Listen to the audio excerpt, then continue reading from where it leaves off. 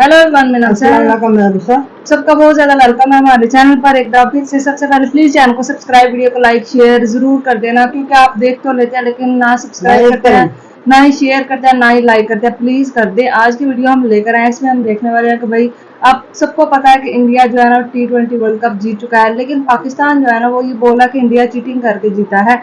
तो ऐसा भाई इस्माम जो है ना उनका कहना है, और दूसरे भी जो है जर्नलिस्ट वगैरह ये कह रहे हैं। ऐसा करते हैं इस वीडियो को देख लेते हैं। आरजे रौनक की वीडियो है, वो भी जाके जरूर देखना, हमारी वीडियो भी एंड तक जरूर देखना। देखते हैं आज की वीडियो। दोस्तों, भारत को वर्ल्ड कप जीते 2 दिन से ज्यादा हो चुके हैं, मगर खुशी है कि रत्ती भर भी कम होने का नाम नहीं ले रही।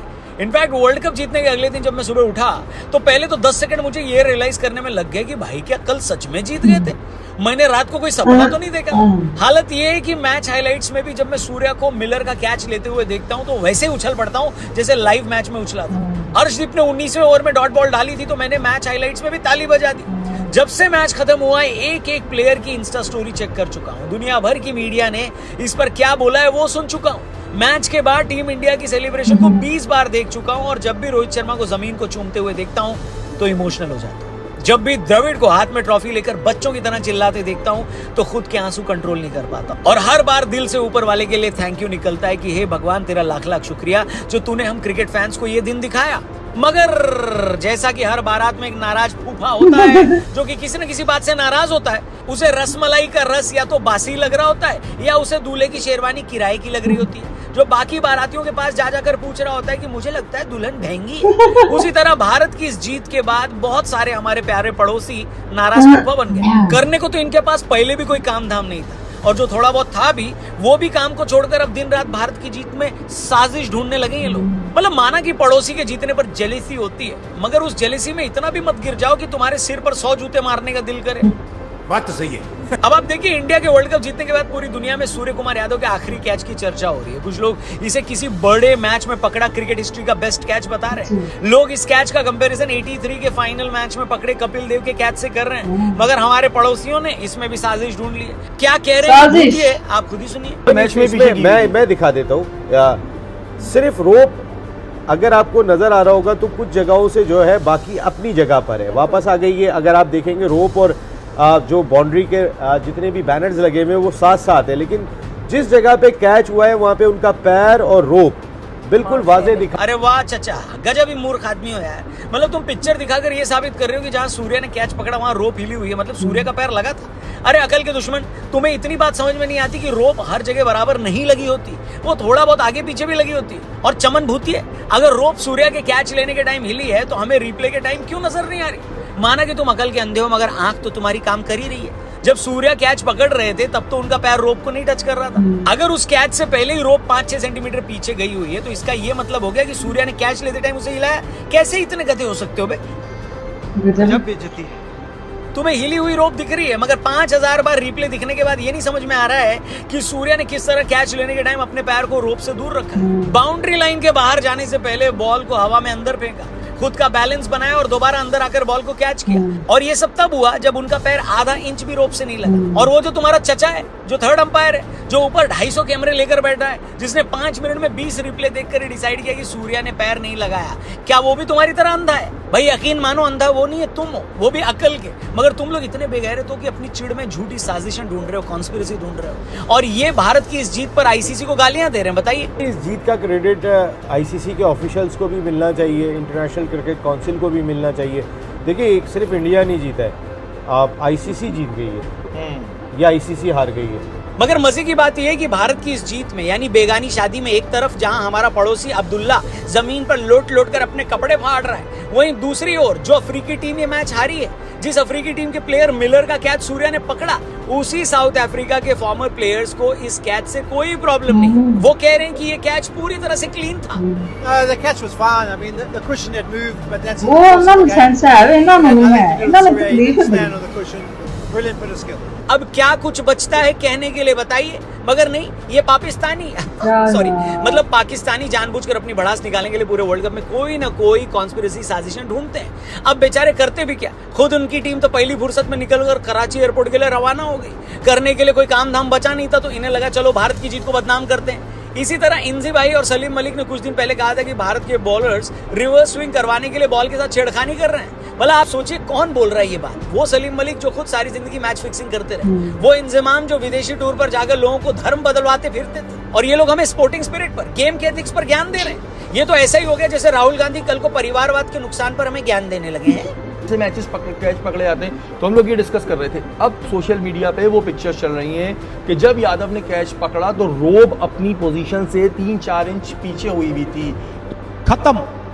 मतलब हद होती है यार नीचता की। हिंदी में कहावत है, नाच न जाने आंगन टेढ़ा। भाई लोगों, खुद तुम्हारी टीम अमेरिका जैसी टीम से जीत नहीं पा रही है, खुद तुम्हारे बल्लेबाजों को आयरलैंड को हराने में नानी याद आ रही है, खुद तुम्हारी फर्जी टीम इंडिया के अगेंस्ट 120 रन तक नहीं चेस कर पा रही है, और तुम हो कि दूसरों को क्रिकेट पर ज्ञान दे रहे हो। गैरी कर्स्टन तुम्हारी टीम के कोच है ना, भूल गए वर्ल्ड कप हारने के बाद क्या कहा था कर्स्टन ने? कर्स्टन बेचारे को ये कहना पड़ा कि मैं दुनिया की इतनी टीमों को कोच कर चुका हूँ, खुद इतनी टीमों से खेला हूँ, मगर मैंने आज तक इतनी बटी हुई टीम नहीं देखी जहां टीम के अंदर ही इतनी पॉलिटिक्स है। मतलब एक तरफ जहां तुम्हारी टीम में सच में साजिशें हो रही हैं, सच में पॉलिटिक्स है, तुम उस पर अपना ध्यान नहीं दे रहे, और जो अर्शदीप और बुमराह आज वर्ल्ड क्लास बॉलर है, जिनका लोहा पूरी दुनिया मान रही है, तुम अपनी गंदी नजरें लेकर उनके काम में नुक्स निकाल रहे हो। एक तरह से बॉल टेम्परिंग का इल्जाम लगाकर उनको विलेन बना रहे हो। अरे कुछ शर्म हया है, या उसे भी बेचकर मोहल्ले की रेहड़ी से 2 अंडों का ऑमलेट खा गए हो? बताओ। हमको मारो, हमको जिंदा मत छोड़ो सालो। हम कोई मंदिर का घंटा है कि कोई भी आके बजा जाता है। अब भाई बुमराह जो है उस पर मैं तो क्या ही कहूँ। अर्शदीप का सुनो, अर्शदीप को अपना इंटरनेशनल करियर शुरू किया अभी जुम्मा 2 साल हुए, मगर इन 2 सालों में वो 4 में से 3 टूर्नामेंट में भारत के हाईएस्ट विकेट टेकर बने। इस आईसीसी वर्ल्ड कप में उन्होंने सबसे ज्यादा 17 विकेट लिए। 2022 के वर्ल्ड कप में भी उन्होंने भारत की तरफ से सबसे ज्यादा विकेट लिए थे, और इस बीच एशिया कप हुआ था, उसमें भी सबसे ज्यादा विकेट उसी के थे। ये लेवल है उस बंदे का, और तुम्हें लग रहा है कि वो सब कुछ चीटिंग करके कर रहा है, और अकल सिर्फ तुम्हारे में, बाकी टीमें मुंह में लॉलीपॉप ठूस कर उसे चूस रही है। अर्शदीप चीटिंग कर रहा है तो आईसीसी उसे करने दे रही है, और आईसीसी के मैच रेफरी बीसीसीआई की पिलाई भांग पीकर सो रहे हैं। कुछ भी लगता है कि जैसा फर्जीवाड़ा तुम्हारे मुल्क में चल रहा है, पूरी दुनिया भी वैसी बिकी हुई है। कुछ भी इस बात को समझो भैया, दुनिया में हुनर नाम की भी कोई चीज होती है। अगर तुम्हारे पुराने बॉलर बॉल को खराब करके स्विंग करते थे, तो इसका मतलब ये नहीं कि पूरी दुनिया यही कर रही है। और ऐसा नहीं कि इनका कोई एक आध रोना हो तो बंदा चुप हो जाए। जैसे गली मोहल्ले की गंदी नाली होती है ना, जो हर दिन ओवरफ्लो हो जाती है और उसका गंदा पानी सड़क पे आ जाता है, इसी तरह इन लोगों की गंदी जुबान है, जिससे हर दिन कोई ना कोई गू निकलता ही रहता है। इनको हर चीज में साजिश नजर आती है। जब भारतीय टीम ने अफगानिस्तान को रेल दिया तो इनकी शिकायत थी कि अफगानिस्तान जानबूझकर भारत के खिलाफ अच्छा नहीं खेलता, एग्रेसिव नहीं खेलता, क्योंकि अफगानी प्लेयर्स को आईपीएल भी खेलना होता है। कम ऑन जी। भारत ने सेमीफाइनल में इंग्लैंड को हरा दिया तो इन बकरी चोरों ने कहा कि जिस वेन्यू पर यह मैच हुआ था वहां का बोर्ड प्रेसिडेंट इंडियन मुस्लिम है, और उसने जानबूझकर इंडिया के हिसाब से पिच तैयार करवाई। यार कैसे? यही सेमीफाइनल मैच को वेस्ट इंडीज के टाइम से सुबह रखा गया तो इन्हीं बिरयानी चोरों ने शोर मचाया कि देखो इंडिया अपनी ताकत का इस्तेमाल करके मैच को जानबूझकर भारत के टाइम के हिसाब से रखवा रहा है। वो तो बाद में खुद ये खबरें आई थी कि भाई सबसे बड़ा मार्केट तो भारत ही है इन मैचों का, सबसे ज्यादा पैसा तो ब्रॉडकास्टर्स का लगा हुआ है। तो आईसीसी भी ये देखेगी ना कि दुनिया का 90% से ज्यादा मार्केट जहां है वहां के लोग मैच कब देखेंगे। मगर ये बातें पाकिस्तानियों को कहां समझ में आती? इन लोगों का क्या कसूर है? ये सब बातें समझने के लिए तो थोड़ा पढ़ा लिखा होना चाहिए, और पढ़ाई का इन लोगों से उतना ही वास्ता है जितना उर्फी जावेद का कांजीवरम साड़ी से। और ऐसा नहीं कि हमारे बॉर्डर के वेस्ट साइड में ही हाल खराब है। अगर पाकिस्तान में जहालत की नदियां बह रही हैं तो बांग्लादेश में भी मूर्खता का सैलाब आया हुआ है। आपको याद होगा जब पिछले नवंबर में भारत वर्ल्ड कप फाइनल में ऑस्ट्रेलिया से हारा तो बहुत सारे बांग्लादेशियों ने नाच नाच कर अपने घुटने तोड़ दिए थे। ये लोग खुशी से वैसे ही पागल हो रहे थे जैसे इन्होंने रिक्शा पर बिठाने के बाद सवारी से 20 रुपए मांगे हो और जाते वक्त सवारी गलती से 200 का नोट दे गई हो। इस बार जहालत के सौदागर तैयार बैठे थे कि बस भारत हार जाए और फिर ये लोग नाच नाच कर अपनी फटी हुई बनियान को थोड़ी और फाड़ लें। मतलब आप ये वीडियो देखिए और सोचिए कि एक कौम एक साथ इतने गधे कैसे पैदा कर सकती है, बताइए।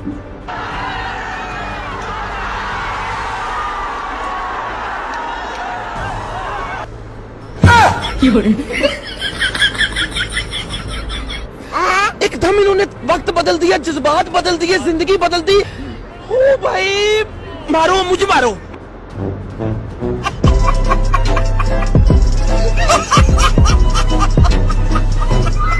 मतलब ये लोग भारत भारत को हारता देखने के लिए बड़ी स्क्रीन लगाकर बैठे हैं। मेरा इन लोगों से पहला सवाल ये है कि भाई लोगों पहले ये बताओ कि तुम्हारे पास बड़ी स्क्रीन आई कैसे?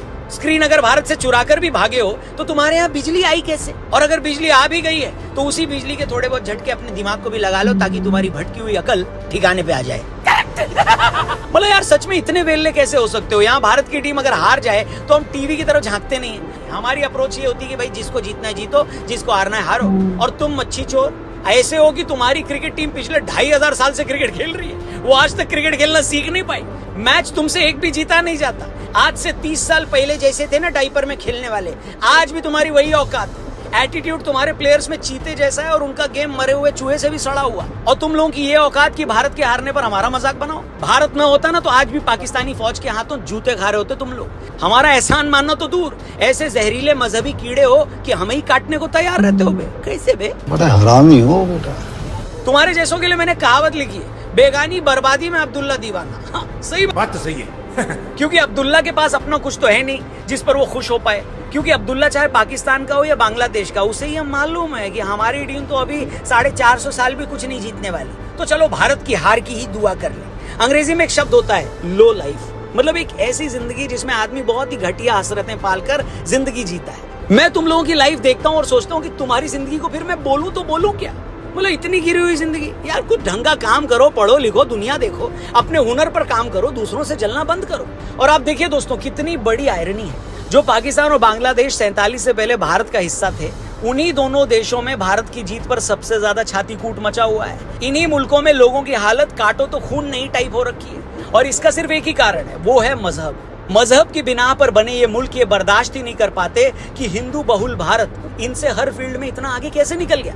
हमारी तरह क्रिकेट इन देशों में भी बहुत पॉपुलर है तो इनका पेट दर्द और ज्यादा हो जाता है। बांग्लादेश की तो क्या ही बात करूं, खुद पाकिस्तान की क्रिकेट टीम आज बांग्लादेश जैसी हो रखी है। वर्ल्ड कप जीतना तो दूर, ये लोग नॉकआउट स्टेज तक नहीं पहुंच पा रहे। ऊपर से भारत पिछले 3 सालों में 4 आईसीसी टूर्नामेंट फाइनल खेल चुकी है। पिछले 10 सालों में लगभग हर आईसीसी टूर्नामेंट के सेमीफाइनल में पहुंची है। और ये बकरी चोर हर बार जलील होते हैं। इन्हें भी पता है कि हम तो जीत नहीं सकते, तो चलो भारत की जीत को ही बदनाम करो। कभी बोल दो आईसीसी भारत के साथ बिकी है, कभी किसी कैच पर क्वेश्चन उठा दो, तो कभी किसी पिच को भारत के इशारे पर बनी बता दो। और जब ये सारे हथकंडे फेल हो जाएं, तो मजहब का एंगल निकालकर भारत में ही फूट डलवाओ। इसी नफरत में ये लोग कभी अफवाह फैला देते कि देखो विकेट लेने के बाद शमी को सजदा नहीं करने दिया। अर्शदीप के कैच छोड़ने के बाद यही पाकिस्तानी फर्जी अकाउंट से उसे खालिस्तानी बुलाकर भारत में नफरत फैलाते हैं। और 10-20 सालों में अगर गलती से ये भारत से कोई मैच जीत जाएं, तो उस जीत में भी ये खुद मजहब ले आते हैं। फिर कोई वकार ये कह देता है कि मुझे बड़ा मजा आया कि रिजवान ने हिंदुओं के बीच नमाज पढ़ी। कोई इंजी ये क्लेम करता है कि हम तो भज्जी का धर्म बदलवाने वाले थे। कोई कामरान अकमल अर्शदीप को लेकर सिखों पर घटिया मजाक करता है। और खुद ये लोग क्यों नहीं जीत पाते, इस बारे में कभी सोचते ही नहीं। खुद पाकिस्तानी न्यूज एंकर एक प्रोग्राम में बता रहा था कि 2007 वर्ल्ड कप के time Pakistani players practice miss करके दूसरों को कन्वर्ट के लिए निकल पड़ते थे। 2007 के वर्ल्ड कप में रिपोर्ट ये बताती है, डॉन क्लेम करता है कि बहुत से प्लेयर बंक मार के ट्रेनिंग सेशन का बाहर जाके लोगों को कन्वर्ट करने की कोशिश कर रहे थे। उसके बाद टीम में क्लॉज में ये लिखवाया गया सेंट्रल कॉन्ट्रैक्ट में कि हम आइंदा से इन प्लेयर्स को पॉलिटिक्स और मजहब पे बात नहीं करने देंगे। यहाँ तक सूरत हाल आ गई थी। अब आप ही सोचिए, जिस मुल्क में नेशनल क्रिकेट टीम की प्रायोरिटी क्रिकेट की बजाय मजहबी एजेंडा हो, वो क्रिकेट में क्या ही गुल खिला लेगी। मगर ये ऐसी जाहिल कौम है जो कभी इन बातों पर गौर करेगी ही नहीं। वो दिन रात जूते खाएगी, हर दिन और गर्त में चली जाएगी, भूखी मर जाएगी, जलील होगी, मगर भूल कर भी अपनी गलती नहीं मानेगी। ऐसे लोगों के लिए मैंने लो लाइफ शब्द का इस्तेमाल किया था। खुद गंदी जिंदगी जियो और दूसरों की तरक्की पर छींटाकशी करो, उनमें नुक्स निकालो, उस पर दिन रात छाती कूटो। इसलिए हे भगवान, जिंदगी में किसी को कुछ भी बना देना, चाहे तो सड़क पर भीख मंगवा देना, मगर ऐसी घटिया लाइफ मत देना जैसी बहुत सारे पाकिस्तानी और बांग्लादेशी जी रहे हैं। अब और क्या ही कहूं, बाकी इन च से भूतियों को अगर आप कुछ कहना चाहते हैं तो कमेंट बॉक्स खुला हुआ है। इन पड़ोसियों के किस घटिया रिएक्शन पर आपको सबसे ज्यादा गुस्सा आया, वो भी जरूर लिखिएगा। चैनल को और भी लोगों तक पहुंचाइएगा। ये थी आज की वीडियो। तो सच में यार, मतलब किसी की खुशी में खुश होने से क्या जाता है। किसी की खुशी में अगर खुश हो जाओगे तो मुझे लगता है कि अगर तुम अपनी गलतियां भी मानोगे और किसी की खुशी में खुश भी होगे, तो आप भी हो सकता है नेक्स्ट जो है आप भी अपने आप पे गौर करेंगे, उनसे कुछ सीखे कि हाँ यार हमने ये गलती किया तो हम भी कुछ सीख के उनसे आगे। लेकिन बांग्लादेश और जो पाकिस्तान है ना, ये दोनों हम हालांकि उसी का हिस्सा थे और उसी से अलग होके तो देखें क्या ये मतलब कितना घटिया यार सोच है। मैं क्या अब इनके बारे में बोलूं कि उन्होंने हमें बंगालियों ने तो बड़ी बड़ी स्क्रीनें लगाई हुई थी कि इंडिया हारे और हम ना बड़ी बड़ी स्क्रीनें लगाते हैं। कैसा यार मतलब सोच है। अपने लिए उनके पास पैसे इतना साथ इनका दिया था। सच्ची में अम्मी को भी याद है इस चीज का कि इंडिया ने इनका जो है मतलब ये बोल इनको दे दिया। हाँ, तो जिसने इतना बड़ा एहसान किया हो ना उसका ये एहसान कभी नहीं भूलना चाहिए। इस लिहाज से अम्मी अफगानी लोग जो है ना वो बड़े वफादार हैं। वो अब देख लें इंडिया उनकी हेल्प करता है, हर दफा उनको पनाह दी हुई है, तो वो देख लें उनकी जीत में कितने ज्यादा खुश होते हैं। अगर वो इंडिया से फर्ज करें अफगानिस्तान हार भी जाए तो उनको दुख नहीं होता इस चीज का, वो उस चीज को सेलिब्रेट करते हैं। तो ये होता है भाई कि किसी के एहसान को याद रखना, किसी के साथ भाईचारा मोहब्बत, लेकिन किसी की जो है खुशी में इस तरह से ना खुश होना ये जाहलियत का एक मुजाहरा होता है। और इस चीज की दुआ हम खुद तो जीत नहीं पाते लेकिन हम किसी के हारने की दुआ करते हैं कि यार ये भी हार जाए तो हमें इस चीज से वही ना इनके हाथ में। लेकिन जब एक इंसान मेहनत करता है ना तो मेहनत का फल जरूर मिलता है। और इंडिया वालों ने मेहनत की, तुम भी मेहनत करो तुम्हें भी फल मिलेगा। लेकिन तुम्हारे में पॉलिटिक्स है, तुम मजहब को ले आते हो, तुम अपने जो आपके करीबी होते हैं, जो रिश्ते होते हैं, सिर्फ उनको ही प्लेयर्स लेना चाहते हो। तो ऐसा जब होता है ना टीम में तो फिर टीम जीत नहीं पाती। टीमों को कुछ बनाने के लिए उन पे फोकस करना पड़ता है, उनके काम हर बंदे को उसमें अपना जो एक होता है ना पार्टिसिपेट करना पड़ता है। लेकिन हमारी टीम को क्या पता है इस चीज के बारे में। और जो बंगाली हैं भाई उनको भी इस चीज का बहुत ज्यादा दुख है कि इंडिया क्यों T20 वर्ल्ड कप, और वो भी जैसे पाकिस्तान इल्जाम लगा रहा है ना कि भाई इंडिया चीटिंग करके जीता है, इस तरह से वो भी। अब अमीन इनके पास और कोई ऐसा मतलब रहा नहीं है कि अब ये क्या करें। हमारी टीम तो भाई पहले चलता है वही ना, बंगाली भी बाहर हो गए, पाकिस्तानी भी, तो अब वो दोनों मिलकर ना ये सोच रहे हैं कि भाई इंडिया कैसे जीत गया। अब इंडिया की हार का भी जो है ना वो कोई ना कोई हम सरबंद बनाए कि भाई ये तो हारे हुए थे। और लेकिन जो टीम हारी है उसने तो कहा है कि ये बिल्कुल कैच ठीक था। वो साउथ अफ्रीका वाले में जाहिल नहीं है, जैसे ये जाहिल है ना, वो जाहिल नहीं है। इस चीज को वो समझते हैं, अंग्रेज होके वो इस चीज को समझते हैं। लेकिन भाई हमारे जो लोग हैं ना पता नहीं क्यों यार, अगर ये पढ़ाई लिखाई पे ध्यान दे, अपना ऊपर फोकस करें, हमें गलतियां जो इन्होंने की हैं अगर उससे सीखें तो फिर ये कितना आगे बढ़ सकते हैं। लेकिन ये नहीं ना हमें सोचती कि हमेशा दूसरों पे अपनी गलती को सोचना चाहिए। लेकिन दूसरों पे हमें ये क्यों हमेशा तनकीद करते रहते हैं। बहुत अकल की कमी है। और पता नहीं क्यों इसी वजह से ये पीछे इतना ज्यादा रह गए और वो इतना ज्यादा आगे बढ़ते जा रहे हैं। अगर इस चीज को सोचें कि वो क्यों इतना आगे बढ़ रहे हैं और हम क्यों इतना पीछे रह गए, तो मुझे लगता है कि इनको भी सीख मिल सकती है। लेकिन इन्होंने नहीं आनी समझ, इन्होंने समझ आने वास्ते सदियां लगनी है, सदियां भी काट ली। तो यही थी आज वीडियो। आप क्या बोलना चाहेंगे, राय का इजहार जरूर कीजिएगा। फिर मिलता है एक और वीडियो में।